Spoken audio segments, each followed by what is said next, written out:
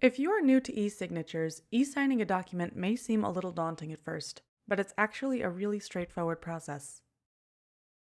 First, you'll receive a simple email like this one asking you to e-sign a document. When you've opened the email, click on this button which tells you to review and sign the file. The form will open in a new browser window and give you a chance to review it. You will likely have some fields to complete before you sign, and you can do that just by clicking into the fields and typing your information.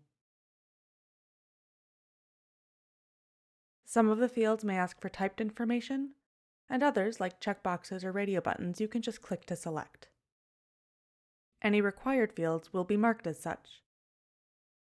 You may notice certain fields aren't clickable, and that's because they're automatically filled in when you sign the document, and we'll see how that works in a minute. When you're done filling out the form, you're ready to apply a signature. To do that, click once in the signature field. This dialog box is where you will define your electronic signature. You have 4 different ways to sign this document, and all are equally legal and valid, so just pick your favorite.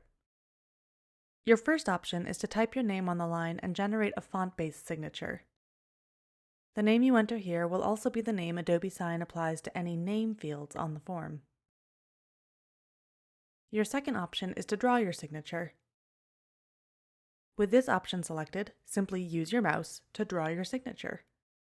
If you're like me and don't draw very well with a mouse, just click Clear and start over, or choose a different signing method, such as using a stored image of your signature.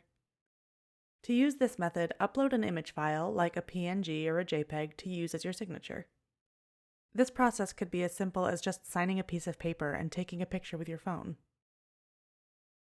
The fourth and final option is to use your mobile device to securely capture your signature. Using this method, you'll receive a text message on your mobile phone with a web link to a page where you can draw your signature on your phone using your finger. When you send it back to the web, it will automatically be entered as a drawn e-signature on this document. Okay, now your signature has been added, but it has not yet been submitted.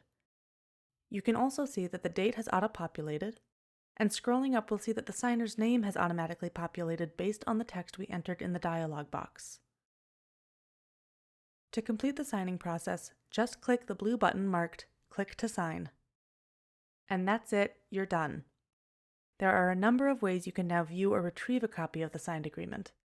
You can immediately download a copy from this page by clicking on the link, or check your email, where you'll find a new message waiting for you.